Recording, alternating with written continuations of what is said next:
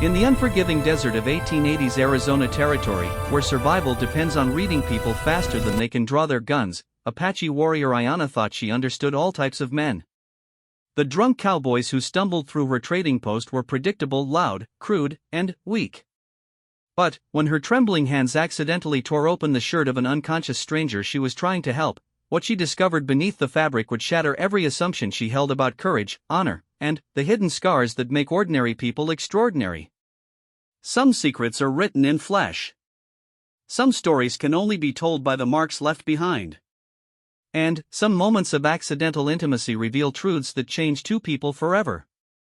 This is the story of how a drunken mistake became the beginning of an unlikely bond between two souls who had given up on being understood by anyone.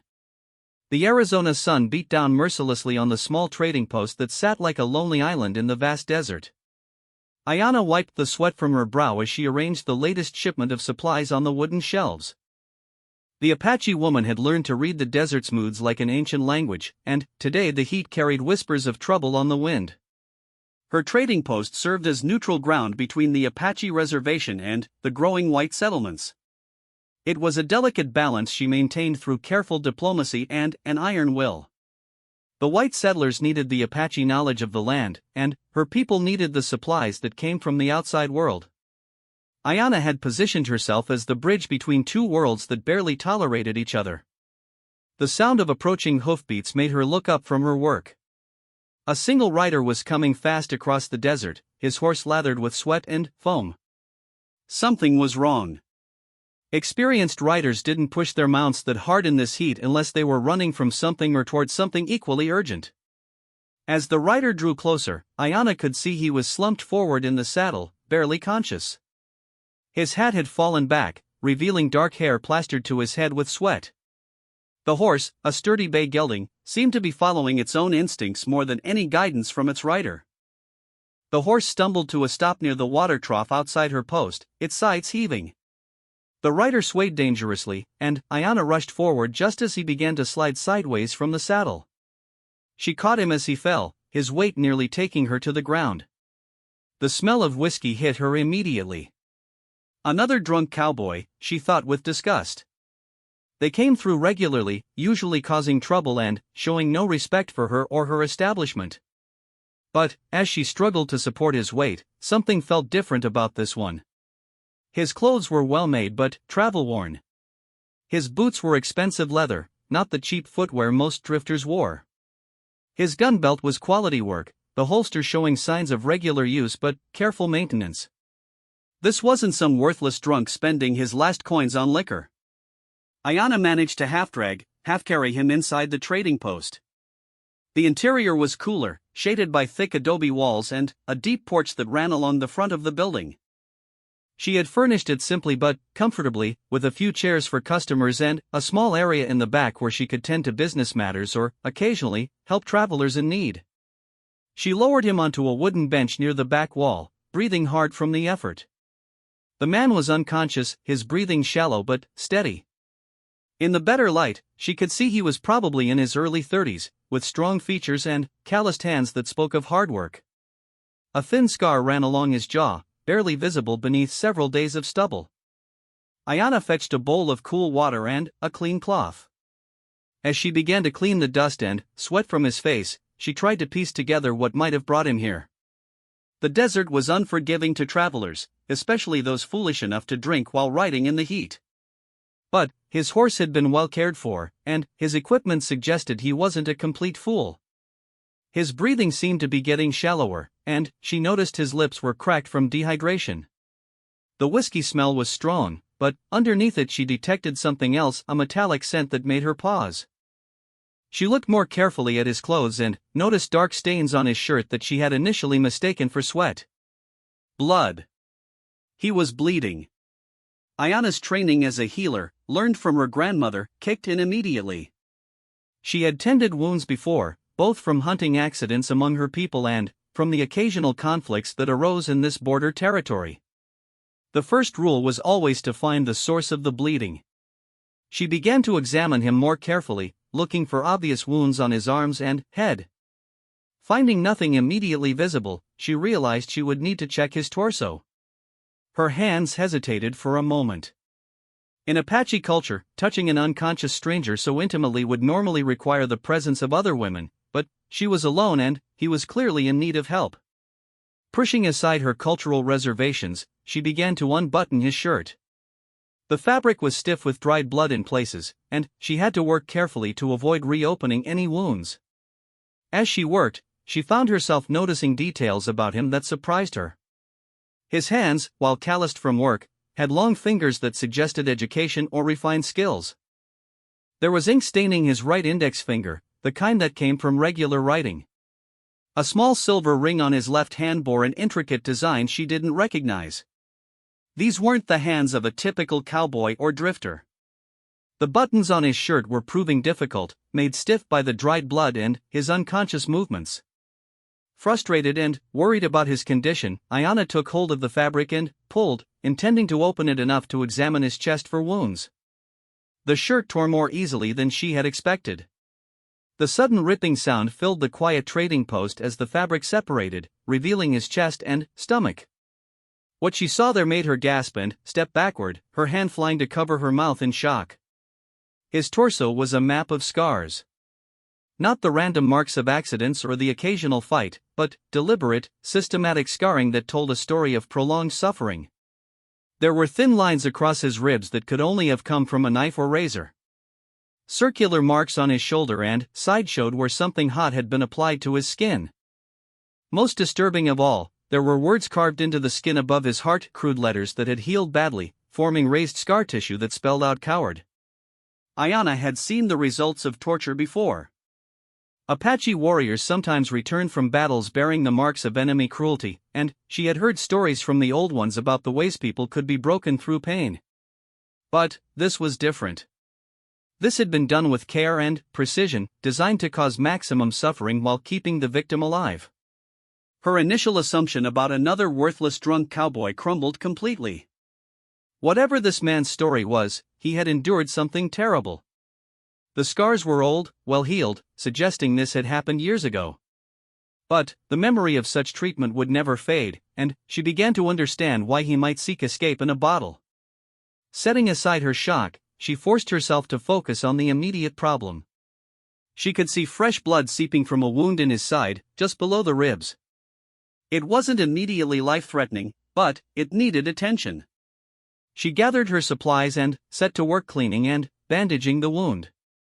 As she worked, she found herself studying the scars more closely despite herself. They told a story of systematic cruelty that made her stomach turn. Someone had taken a great deal of time to cause this damage.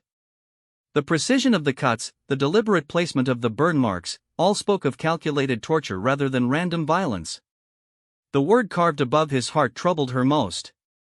Coward, it was a message intended to break his spirit as thoroughly as the physical torture had broken his body.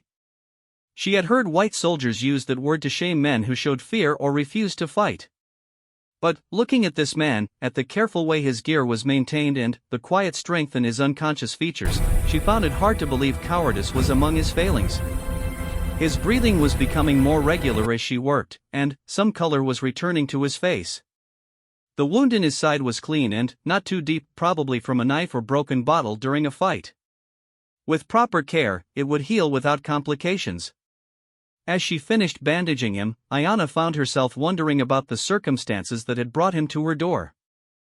The scars were old, but his current injuries were fresh. Someone had recently tried to hurt him, and he had fled into the desert rather than stay and face whatever was chasing him. She covered him with a blanket and settled into a chair nearby to watch over him. The afternoon heat was at its peak now, and the trading post was quiet except for the sound of his breathing and the occasional creak of the wooden walls expanding in the heat. Looking at him now, peaceful in unconsciousness, she tried to reconcile what she was seeing with what she had discovered. The scars told one story, but his equipment and bearing suggested another. Perhaps both were true. Perhaps he had once been someone worth torturing, someone with information or position valuable enough to justify such elaborate cruelty. The sound of horses approaching made her look toward the front of the trading post. 3 riders were coming fast across the desert, heading directly for her establishment. Even at a distance, she could see they were armed and riding with purpose.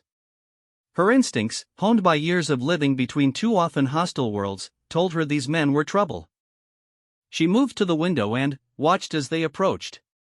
They were white men, dressed like cowboys but with the hard look of men accustomed to violence.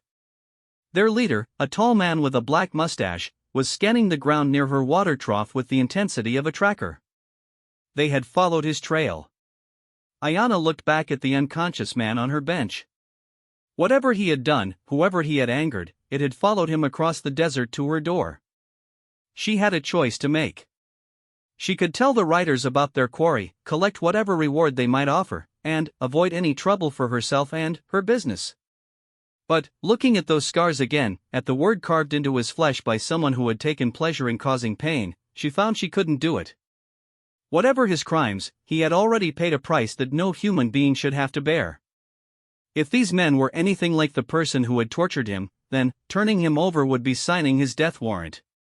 The riders were close now, close enough that she could hear their voices as they discussed the tracks they were following. Their leader dismounted and walked toward the trading post, his hand resting casually on his gun butt. Behind him, his companions remained mounted but alert, their own weapons clearly visible. Ayanna took a deep breath and prepared to lie. She had become skilled at navigating the dangerous waters between Apache and white cultures, and she would need all that diplomacy now. The unconscious man stirred slightly on the bench behind her, murmuring something she couldn't understand. Whatever his story was, she was about to become part of it. The sight of those scars had changed something inside her, awakened a protective instinct she hadn't expected. In Apache tradition, once you saved someone's life, you became responsible for them. She hadn't consciously chosen to save him, but the act of discovering his pain and tending his wounds had created a bond whether she wanted it or not. The leader of the riders was at her door now, his shadow falling across the threshold. Behind her, the stranger's breathing was growing stronger, and she thought she detected signs that he might be regaining consciousness. Time was running out to decide how to handle this situation. She moved to block the view into the back of the trading post and prepared to face whatever these men wanted. The afternoon sun was beginning its descent toward the horizon, painting the desert in shades of gold and red. In the distance, a hawk circled lazily on the thermal currents, watching the drama below with predatory interest. The confrontation that was about to unfold would determine not just the fate of the scarred stranger, but also the future of her carefully maintained neutrality in this hostile land. As the lead rider's boot touched her doorstep, Ayanna squared her shoulders and prepared to discover just how far she was willing to go to protect a man whose name she didn't even know. The lead rider stepped into the doorway of Ayanna's trading post with the confidence of a man accustomed to getting his way. He was tall and lean, with cold blue eyes that swept the interior of the building like a predator searching for prey. His black mustache was carefully maintained, and his clothes spoke of money and influence. This was no ordinary bounty hunter. "Ma'am," he said, touching the brim of his hat in a gesture that managed to be both polite and threatening. "Name's Colonel Marcus Whitmore. I'm tracking a dangerous fugitive who may have passed this way." Ayanna kept her expression neutral, drawing on years of experience dealing with white men who assumed their authority extended everywhere. Behind her, she could hear the stranger's breathing becoming more regular, and she prayed he would remain unconscious until this encounter was resolved. "I haven't seen anyone today except you and your men," she replied calmly. "What did this fugitive do?" Whitmore's eyes continued to scan the interior, taking in every detail. She could see him noting the supplies, the layout, and, most importantly, any signs of recent visitors. His gaze lingered on the bowl of water she had used to clean the stranger's face, and she silently cursed herself for not putting it away. "He's wanted for desertion and theft," Whitmore said, his voice carrying the crisp authority of military training. "Goes by the name of Captain James Morrison, though he has no right to that title anymore. He stole sensitive military documents and fled his post during an Apache campaign." The accusation hung in the air like smoke from a gunshot. Ayanna felt a chill run down her spine as she realized the implications. If the stranger was indeed this Morrison, then he was caught between the military justice system and whatever had driven him to run. The scars on his body suddenly took on new meaning. Perhaps they weren't from random torture, but from military discipline gone horribly wrong. You say Apache campaign, Ayanna said carefully. What kind of campaign? Something shifted in Whitmore's expression, a flicker of irritation at being questioned by an Indian woman. The kind that keeps this territory safe for decent folks. Morrison was supposed to be leading reconnaissance missions against hostile bands. Instead, he turned coward and ran. Behind Ayanna, she heard a soft groan. The stranger was beginning to wake up.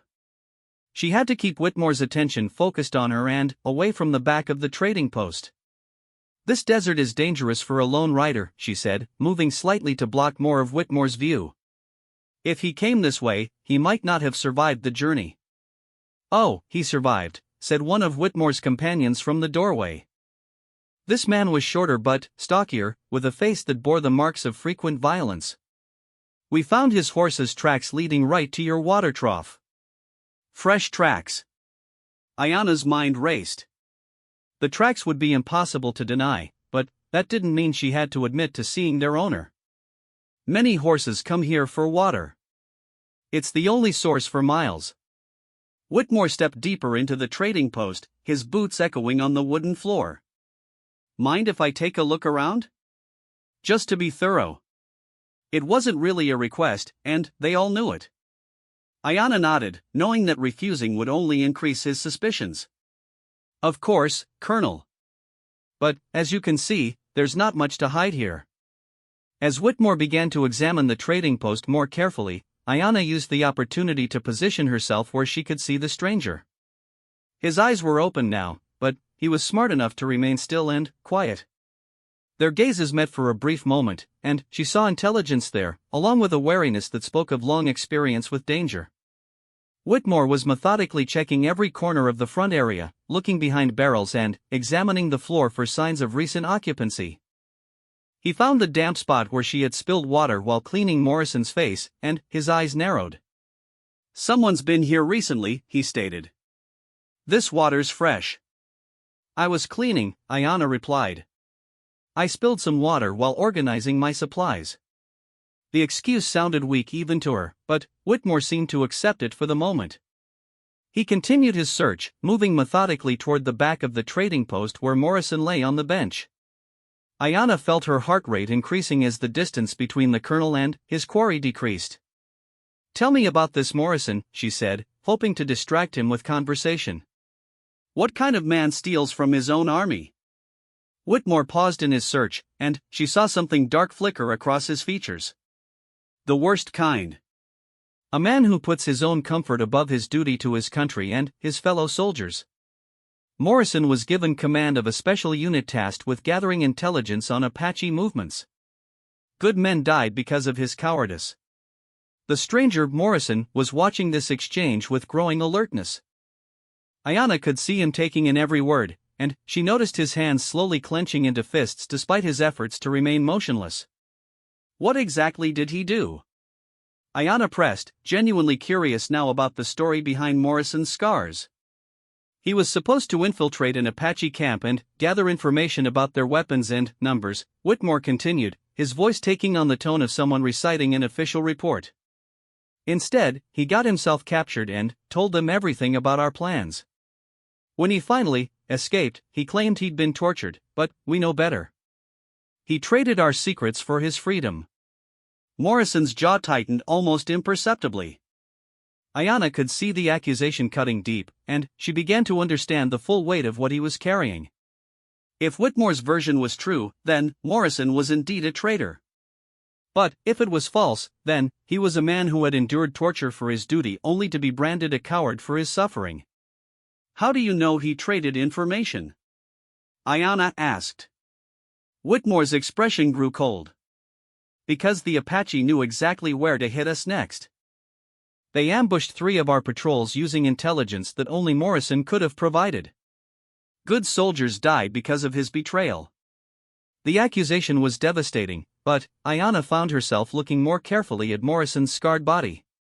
The precision of those wounds, the deliberate nature of the torture, it didn't look like something done to extract quick information. It looked like punishment, or an attempt to break someone who was refusing to cooperate. "Colonel," called the stocky man from the doorway. "There's blood on the ground outside." Fresh blood. Whitmore's attention snapped back to the immediate situation.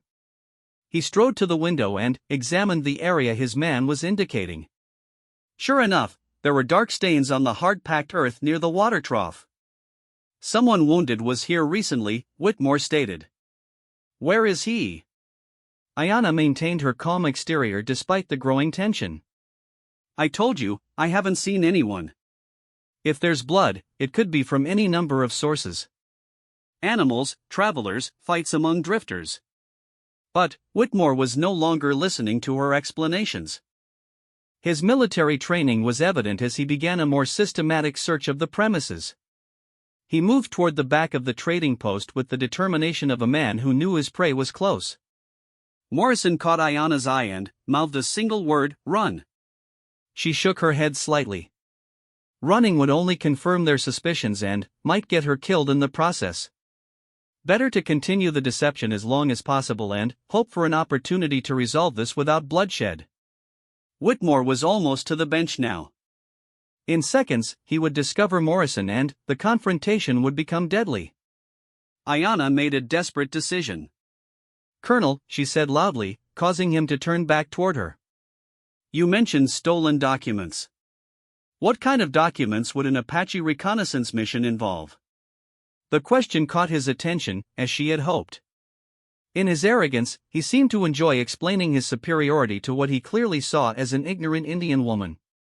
"Military maps, troop movements, supply schedules," he said. "Information that could give the Apache significant advantages in any conflict." Morrison had access to all of it as mission commander. "And you believe he gave this information to my people willingly?" Something in her tone made Whitmore pause. For the first time, he seemed to really see her as a person rather than just an obstacle. "Your people?" "I am Apache," Ayanna said simply. "If this Morrison traded secrets to help us, why would I hide him from you?"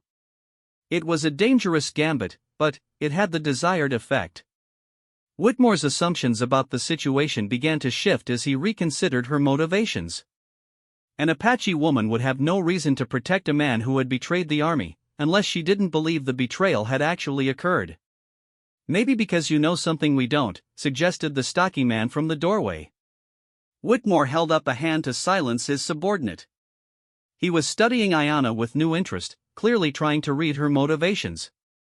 "What do you know about Morrison's capture?" he asked.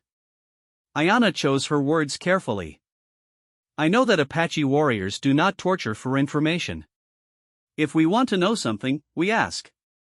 If someone refuses to answer, we kill them quickly. Torture is for punishment or revenge, not intelligence gathering." The statement landed with the weight of cultural authority. Whitmore had probably spent enough time fighting Apache to know she was telling the truth about their methods. "Then, why was Morrison tortured?" he asked. "Perhaps," Ayanna said slowly, "because he refused to give information. Perhaps because your people tortured him for coming back alive when others died." The accusation hung in the air between them. Morrison was watching the exchange with growing intensity, clearly surprised by Ayanna's defense of him. Whitmore's face had gone pale, and his hand had moved instinctively toward his weapon. "That's a serious accusation," he said quietly. "It's a serious situation," Ayanna replied. "A man is branded a traitor and tortured for surviving when others didn't. Then, he runs, and you chase him across the desert. What would you do in his place?" The two men at the doorway were growing restless, clearly wanting to proceed with the search rather than engage in philosophical debates with an Indian woman. But Whitmore seemed genuinely troubled by the questions she was raising. "Even if what you're suggesting is true," he said, "Morrison is still a deserter. He still stole military documents when he fled." "What documents?" Morrison spoke for the first time, his voice hoarse but clear. The sound of his voice electrified the room. Whitmore spun around, his gun clearing leather in a smooth motion that spoke of long practice. The two men in the doorway raised their weapons as well, all three now focused on the figure rising slowly from the bench in the back of the trading post. Morrison stood carefully, favoring his wounded side but showing no signs of fear despite facing three armed men. The blanket fell away from his torso, revealing the full extent of his scars to Whitmore and his companions. The effect was immediate and dramatic. Even these hardened men couldn't hide their shock at the systematic torture that had been inflicted on Morrison's body. The word coward carved above his heart was clearly visible, and Whitmore's face went through a range of emotions as he processed what he was seeing. "What documents did I steal, Colonel?" Morrison repeated, his voice growing stronger. "I'd like to know, since I never took anything when I left." Whitmore's gun remained trained on Morrison, but his certainty seemed to be wavering. "You were seen leaving the base with a satchel full of papers." "Medical records," Morrison said quietly. "Documentation of what was done to me in that cell. I thought someone should know the truth about how the Army treats soldiers who survive when their missions go wrong." The revelation hit like a physical blow.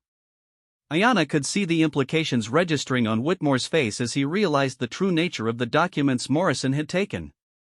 Not military secrets, but evidence of torture and abuse within the Army itself. "That's impossible," Whitmore said, but his voice lacked conviction. "Is it?"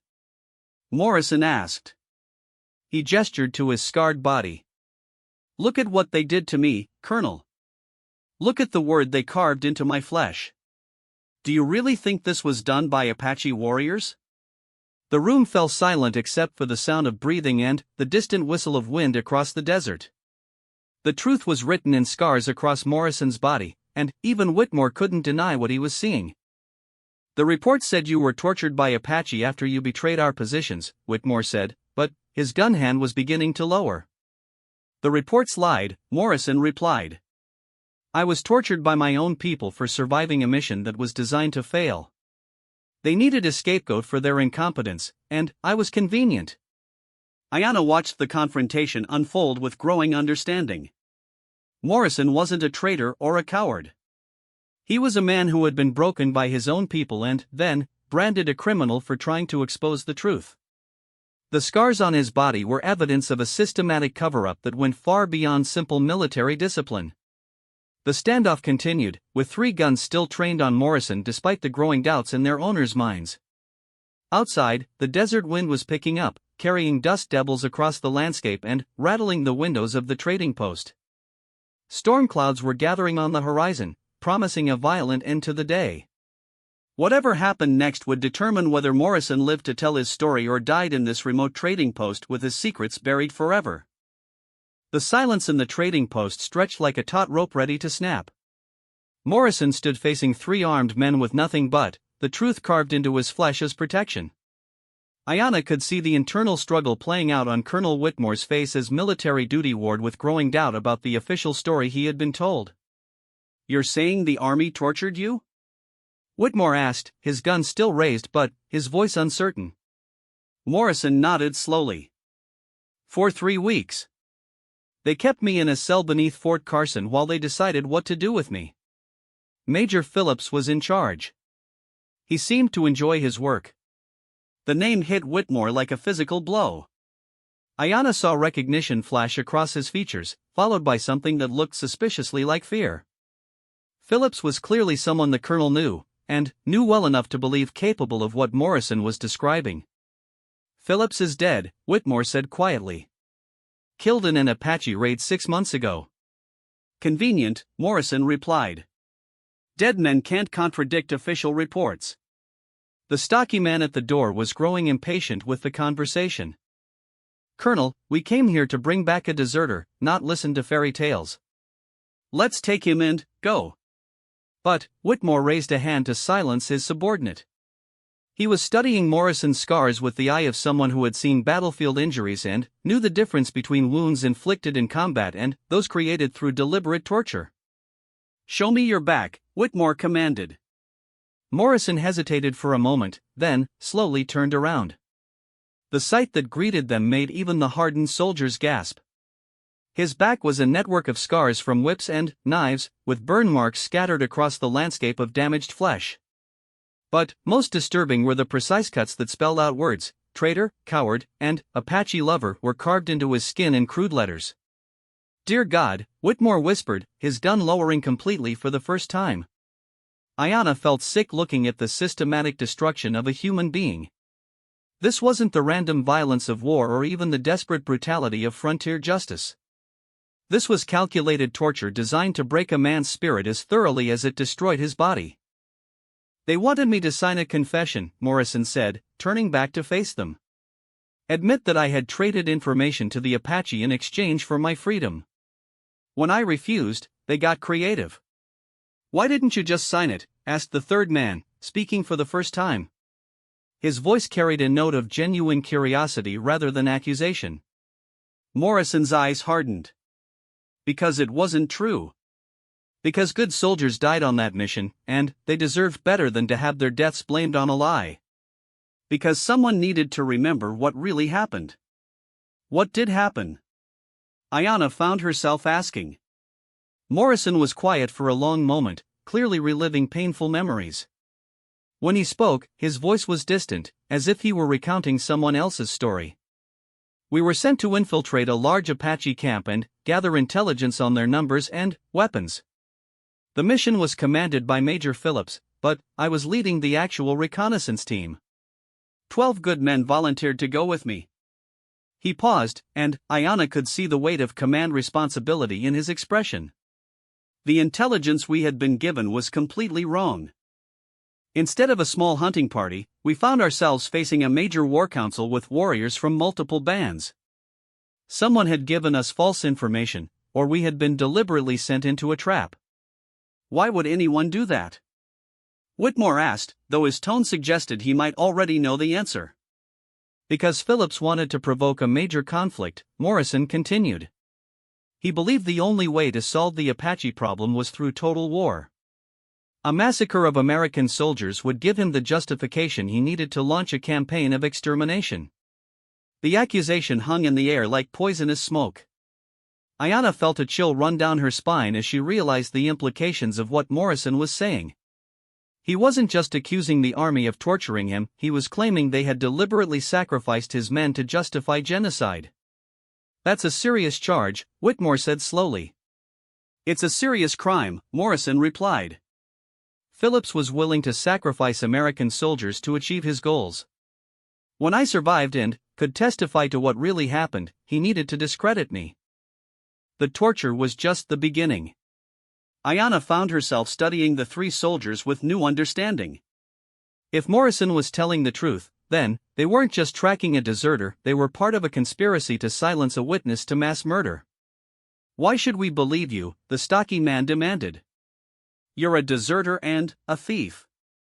You'd say anything to save your skin. Morrison's laugh was bitter. Look at me. Do you think I'm trying to save my skin? I've been running for months, bleeding, hiding in caves and abandoned buildings. If I wanted to save myself, I would have signed Phillips' confession and taken whatever punishment they offered. Then, why didn't you? Whitmore asked. Because lies have consequences, Morrison said simply. Because every lie told about what happened makes the next atrocity easier to commit.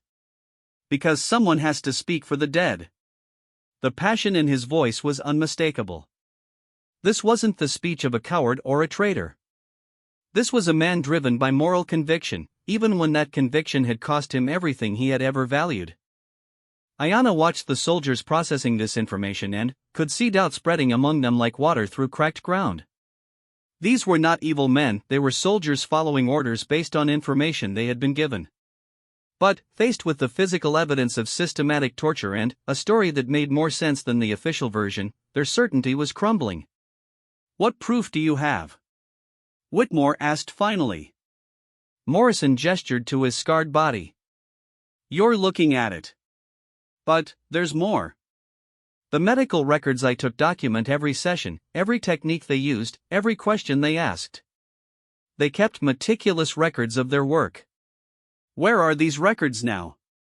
Hidden. Safe. Insurance against exactly this situation. The standoff was evolving into something more complex than a simple manhunt. Whitmore was clearly struggling with the possibility that he had been lied to by his superiors, that the mission he was on was part of a cover-up rather than a pursuit of justice. "Colonel," the stocky man said urgently, "we need to get back to base and report. Whether his story is true or not, we have him now." But Whitmore didn't seem ready to end the conversation. "Tell me about the Apache who captured you. How did they treat you?" Morrison was quiet for a moment, as if surprised by the question. "Better than my own people, as it turned out. They captured me during the fight at the War Council. I expected to be killed immediately, but their war chief was curious about why American soldiers would walk into such an obvious trap." "So they questioned you?" "They questioned me," Morrison confirmed. "But when I told them the truth about why we were there, they believed me. They could see I wasn't lying, and they understood that someone had betrayed us, all of my men and their people." Ayanna felt a surge of pride in her people's wisdom. Apache warriors were skilled at reading truth from deception, and they valued honor even in their enemies. "They kept me for 2 weeks," Morrison continued. "Not as a prisoner, but as a guest. They were trying to understand the white man's way of thinking, why we would sacrifice our own soldiers for political gain. In the end, they helped me escape." "Why?" "Because they knew that speaking the truth about what happened was the only way to prevent it from happening again. They understood that Phillips would keep sending soldiers to die until someone stopped him." The revelation that the Apache had actually helped Morrison escape rather than torturing him completely undermined the official story. If he had been collaborating with them, why would he need to escape? If he had betrayed his men, why would the Apache care about preventing future betrayals? Whitmore lowered his gun completely and holstered it. His companions looked at him in surprise, but he ignored their reactions. "What happened to Phillips?" he asked. "I don't know for certain," Morrison admitted. "I heard he was killed in a raid, but I've also heard that he died in a fall from his horse. The details keep changing depending on who tells the story." "Maybe he didn't die at all," suggested the third soldier. "Maybe he just disappeared like you did." It was a possibility that hadn't occurred to any of them, but it made a disturbing kind of sense. If Phillips was involved in illegal activities, faking his own death would be a logical way to escape consequences while allowing his co-conspirators to claim the problem was solved. "There's one way to find out," Whitmore said slowly. "We take Morrison back to Fort Carson and demand a full investigation. If he's telling the truth, the evidence will support his story. If he's lying, a proper court-martial will expose him." The stocky soldier shook his head. "Colonel, our orders were to bring him back dead or alive. Nobody said anything about investigations or court-martials." The implication was clear. Morrison was meant to die in the desert, not return to base to tell his story. Whitmore's face darkened as he realized the full scope of what he had become involved in. "Who gave those orders?" he demanded. "Colonel Hayes. He said Morrison was too dangerous to be allowed to spread his lies." Another name, another piece of the puzzle. Ayanna could see Whitmore adding up the implications, realizing that the conspiracy might go far beyond one rogue major. "Hayes was Phillips' protege," Morrison said quietly. "If Phillips was running an operation to provoke a war, Hayes would have been part of it."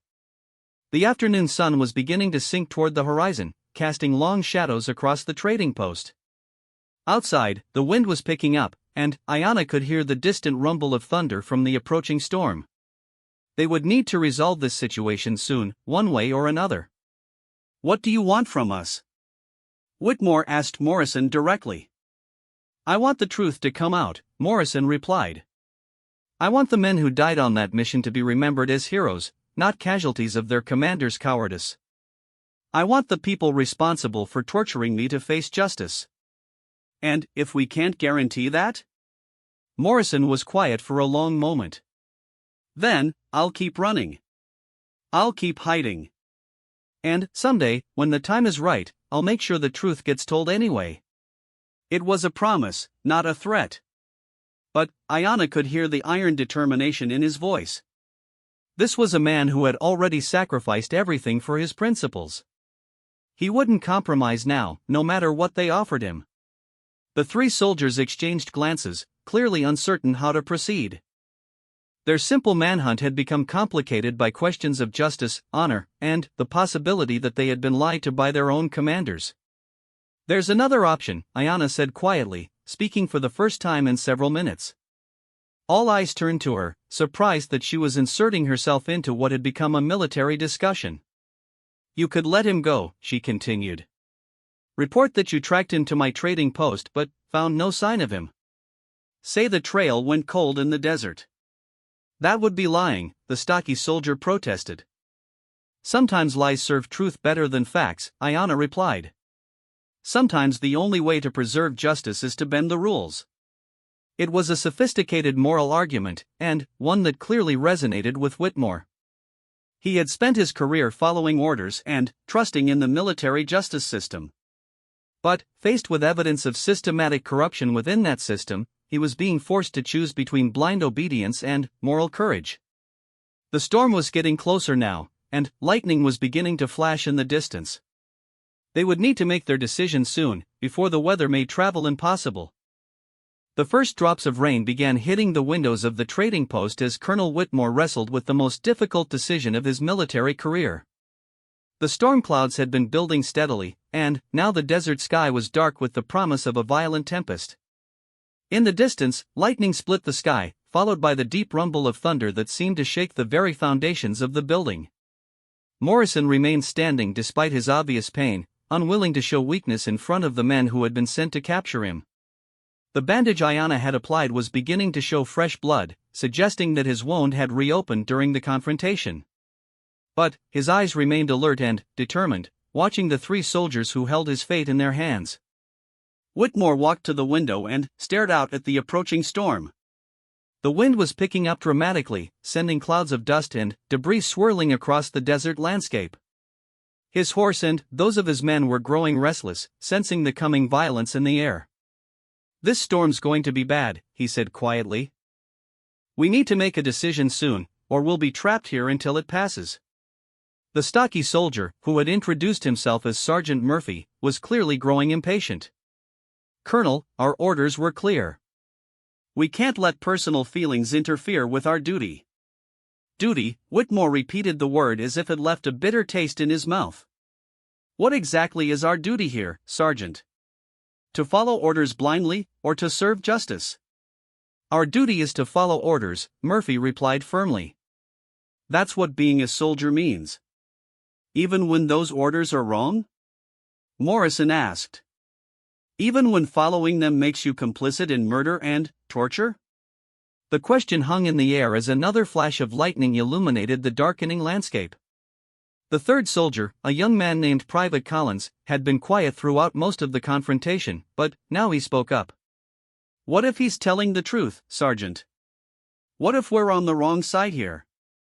Murphy turned on the young soldier with barely contained fury. "It doesn't matter if he's telling the truth. We have our orders, and we follow them. That's how the military works. That's how atrocities happen," Morrison said quietly.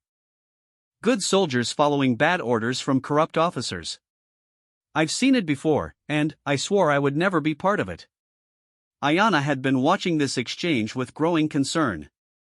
She could see that the soldiers were fundamentally decent men caught in an impossible situation. Murphy represented the old-school military mindset: orders were orders, regardless of their moral implications. Collins was young enough to still believe in ideals of justice and honor. Whitmore was caught between the two, trying to reconcile his training with his conscience. "Colonel," she said, "may I ask you something?" Whitmore turned from the window. "Of course. When you became a soldier, what oath did you take?" The question seemed to catch him off guard. "To defend the Constitution and obey the orders of my superior officers." "In that order?" Ayanna pressed.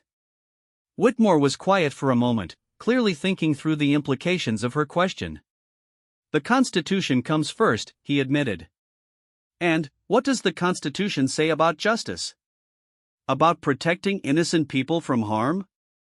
Murphy snorted. "He's not innocent. He's a deserter." "He deserted to expose torture and murder," Ayanna replied. "In my culture, we have a saying, a warrior who runs from an evil fight lives to fight a good one. Sometimes leaving a bad situation is the most courageous thing a person can do. Morrison looked at her with surprise and gratitude. He clearly hadn't expected to find an ally in this remote trading post, much less one who understood the moral complexity of his situation. The storm was intensifying rapidly. Rain was now pelting the windows hard enough to rattle the glass, and the wind was beginning to howl around the corners of the building. Outside, the horses were becoming increasingly agitated, pulling at their reins and whinnying in distress.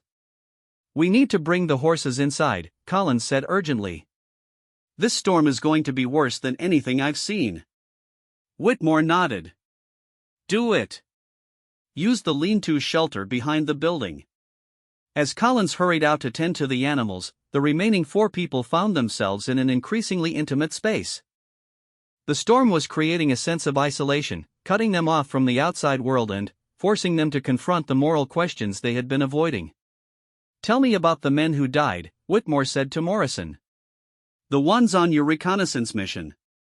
Morrison's expression grew pained, but he began to speak. Corporal Martinez was the first to go down. 3 kids back home, wife expecting another. He volunteered because he needed the extra pay that came with special missions. He paused, clearly struggling with the memories. Private O'Brien was just 19. Joined up to see the world beyond his family's farm in Ohio. He was writing a letter to his sweetheart when the shooting started. Morrison continued down the list, giving each fallen soldier a name, a story, a reason for being there. Ayanna could see the weight of command responsibility crushing him as he spoke. These weren't just statistics to him, they were men he had led into danger, men who had trusted him to bring them home safely. Sergeant Williams was the oldest, 15 years in the Army. He could have retired with full pension, but he stayed because he believed in taking care of the younger soldiers. He died trying to cover our retreat. By the time Morrison finished recounting the names and stories of his fallen men, there wasn't a dry eye in the room. Even Murphy seemed affected by the human cost of whatever conspiracy had sent those soldiers to their deaths. "Phillips knew it was a trap," Morrison continued. "He had to know. The intelligence was too specific, too perfect. Someone wanted that war council to be found, wanted American soldiers to attack it, wanted the Apache to retaliate massively." "But why?" Collins asked, having returned from securing the horses. His uniform was soaked from the brief time outside, and he was shivering slightly from the cold rain. "Land," Ayanna said simply. "It's always about land. If the Apache can be portrayed as savage enemies who massacre innocent soldiers, then taking their territory becomes not just acceptable but necessary for public safety." The insight was profound and devastating. Morrison nodded grimly. "There are mining interests, railroad companies, cattle ranchers, all waiting for the Apache to be removed from their ancestral lands. A war would accomplish that goal while making the people responsible look like heroes protecting American lives." Whitmore slammed his fist against the window frame. "Son of a bitch. We're talking about genocide for profit." "We're talking about what's already happening," Morrison corrected. "I was just inconvenient evidence that needed to be eliminated." The storm outside was reaching its peak intensity. The rain was coming down in sheets, and the wind was strong enough to bend trees nearly horizontal. Lightning was flashing constantly now, accompanied by thunder so loud it seemed to come from inside the building itself. "Nobody's going anywhere in this weather," Collins observed. "We're stuck here until it passes." Murphy looked frustrated by the delay, but there was no arguing with nature. The storm had effectively trapped them all together, forcing them to continue their moral reckoning whether they wanted to or not. "This gives us time to think," Whitmore said. "To really consider what we're being asked to do." "What's to think about?" Murphy demanded. "Our orders are clear." "Our orders are wrong," Collins said quietly, but with growing conviction. "I didn't join the army to be part of a conspiracy to commit genocide." Murphy turned on the young soldier. "You joined the army to follow orders, soldier. Your personal feelings don't matter." "They matter to me," Collins replied. "And they should matter to you too." The generational divide was becoming clear.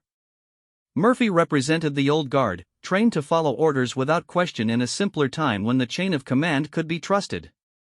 Collins belonged to a new generation that had seen too much corruption and injustice to accept blind obedience as a virtue. Ayanna found herself thinking about the broader implications of this moment. The confrontation in her trading post was a microcosm of larger conflicts playing out across the American frontier.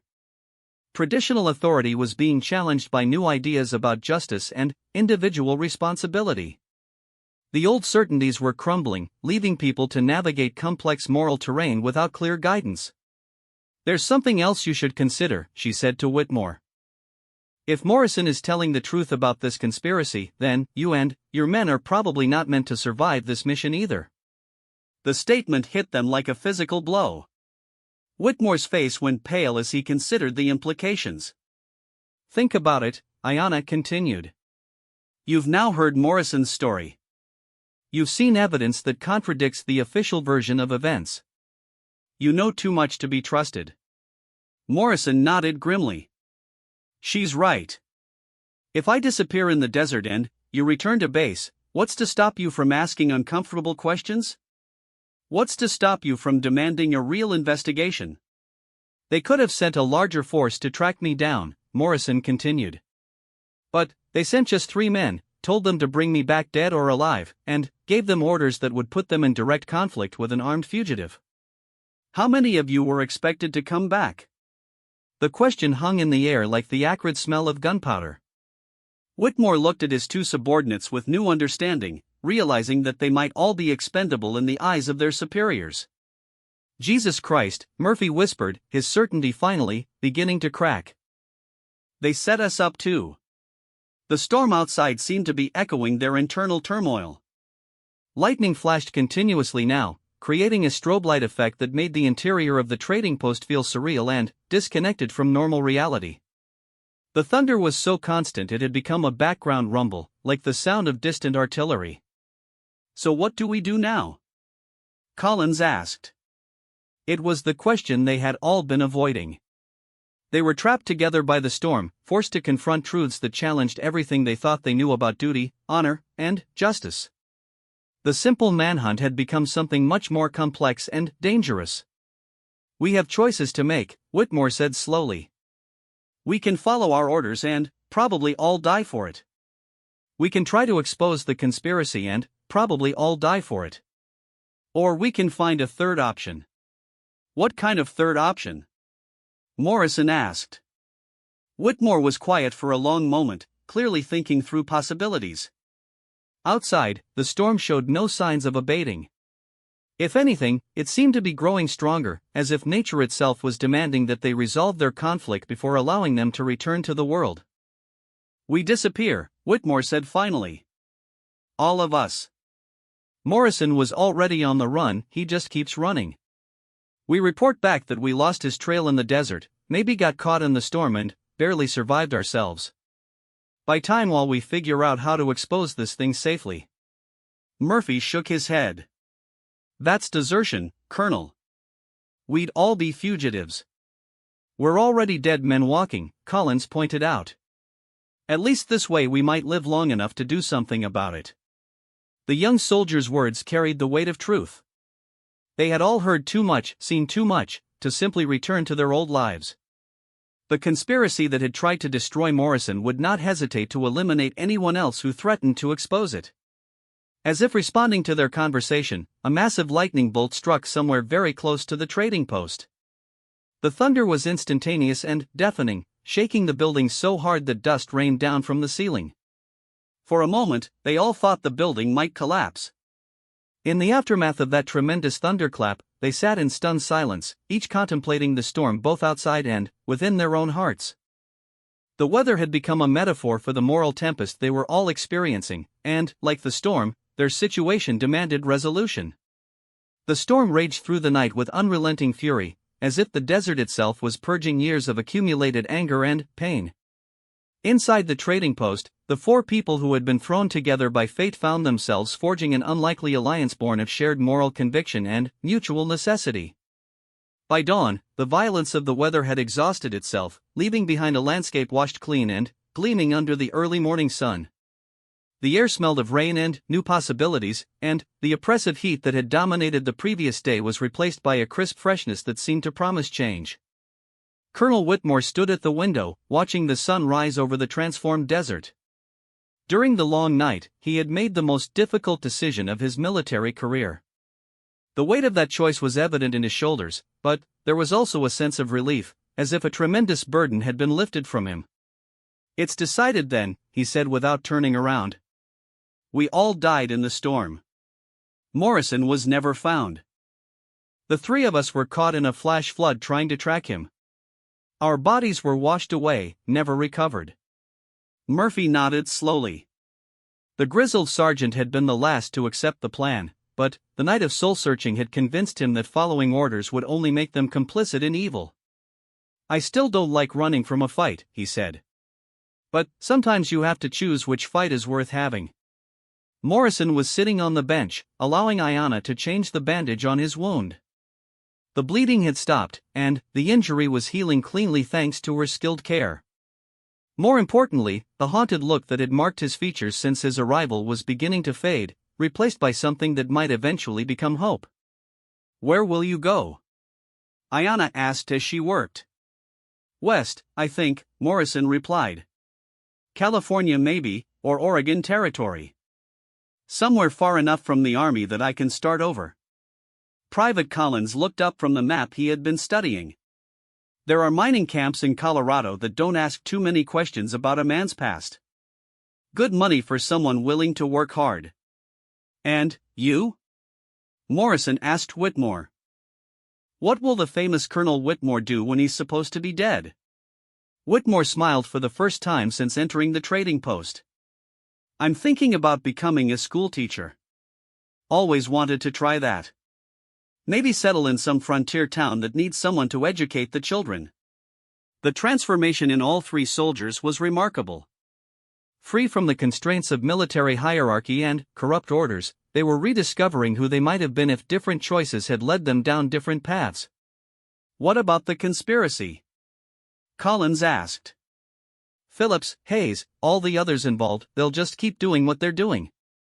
Morrison reached into his shirt and pulled out a small leather journal, its pages filled with careful handwriting. "Not if this gets into the right hands. I've been documenting everything: names, dates, locations, methods. Everything I remembered about Phillips' operation." "Who would you trust with that information?" Whitmore asked. "There are some newspaper editors back east who've been investigating army corruption. A few politicians who aren't bought and paid for yet. If we're careful about how we approach them, we can make sure this story gets told without putting ourselves at risk." Ayanna finished tending Morrison's wound and stepped back to examine her handiwork. The bandage was clean and properly secured, and she was satisfied that he would heal completely given time and care. "You'll need to change this daily," she instructed. "Keep it clean and dry. If you see any signs of infection, find a doctor immediately." Morrison caught her hand as she turned away. "Why did you help me? You could have turned me over to them and avoided all this trouble." Ayanna was quiet for a moment, considering her answer. "In Apache tradition, we believe that the spirits sometimes put people in our path for a reason. When I saw what had been done to you, I knew that helping you was more important than staying safe." "And now? Are you in danger because of what you've done?" She shrugged. "I've been in danger my entire life for being Apache in white man's territory. This is just one more risk. But it's one I chose freely, and that makes all the difference." Murphy stood up and walked to the window, checking on the horses they had sheltered during the storm. "Animals look good. Weather's clearing. If we're going to stage our deaths, we need to do it soon, before anyone comes looking for us." The logistics of their deception were complex but manageable. They would ride out together, then separate at a predetermined point. Whitmore, Murphy, and Collins would abandon their horses and equipment at a flash flood site, leaving evidence that they had been caught in the storm. Morrison would continue west, taking one of the horses and disappearing into the vast wilderness beyond. "There's one more thing," Ayanna said. "If you're all supposed to be dead, you'll need new names, new identities. I can help with that." She disappeared into the back of the trading post and returned with several official-looking documents. "I do some business with people who prefer not to use their real names. Birth certificates, travel papers, references from employers. I can provide whatever you need." The offer was generous and practical. All three soldiers would need new identities if they hoped to start fresh lives without being recognized by army personnel or bounty hunters. "What do we owe you for this?" Whitmore asked. "Nothing," Ayanna replied. "Consider it my contribution to justice." As they prepared to leave, Morrison found himself struggling with emotions he hadn't experienced in months. For so long, he had been focused purely on survival, on staying ahead of his pursuers and protecting the evidence of the conspiracy. Now, suddenly, he had allies and a plan that offered hope for both survival and justice. "I never expected to find friends in this," he said to the group. "I thought I would die alone in the desert with my secrets." "None of us expected this," Whitmore replied. "But maybe that's what makes it right. Sometimes the best decisions are the ones we never saw coming." They spent the morning making final preparations. Whitmore and his men selected new identities from Ayanna's collection of documents, memorizing their new backgrounds and practicing their cover stories. Morrison studied maps of the Western Territories, planning a route that would take him far from army patrols and bounty hunters. The most difficult moment came when they had to destroy evidence of their real identities. Military uniforms, insignia, personal letters, everything that connected them to their former lives had to be burned or buried. It was like watching their old selves die, making room for whoever they would become. "Are you sure about this?" Ayanna asked Morrison as he prepared to burn his captain's bars.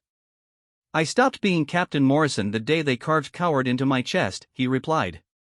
"Now I get to find out who I am without the uniform." The ceremony of destruction was surprisingly liberating. Each piece of military equipment that went into the fire represented a step away from the corruption and betrayal that had marked their recent lives. By the time the flames died down, they were truly free to begin again. As the sun reached its zenith, the time came for them to part ways. They rode out together, for people who had found unexpected fellowship in the crucible of moral crisis. The desert stretched endlessly before them, no longer a hostile wasteland but a canvas on which they could paint new lives. At the predetermined separation point, they dismounted and said their goodbyes. There were no grand speeches or dramatic declarations, just quiet acknowledgments of the bond they had formed and promises to remember what they had learned about courage and conscience. Morrison mounted his horse and prepared to ride west toward his uncertain future. Before leaving, he turned back to Ayanna one final time. "If you ever need anything," he said, "leave word with the postmaster in Denver. James Mitchell will know how to find me." James Mitchell, his new name, his new identity, his new chance at life. It felt strange on his tongue, but also hopeful in a way that his real name no longer could. Ayanna smiled. "Be well, James Mitchell. May your new path lead you to peace." As Morrison rode away, Whitmore and his men prepared to stage their deaths at the flash flood site. They would plant evidence of a struggle with their quarry, followed by a desperate attempt to cross a swollen creek that had cost them their lives. By evening, they would be officially dead, free to pursue whatever futures they could build with their new identities. Ayanna watched them all disappear into the vast landscape, then turned her horse toward home. Her trading post would be waiting, along with the delicate balance she maintained between two worlds. But something had changed in her during the past day and night. She had been reminded that there were times when neutrality was not enough, when choosing sides became a moral imperative. The afternoon sun was warm on her face as she rode across the desert. In the distance, she could see dust devils dancing across the landscape, and hawks circling high overhead on thermal currents.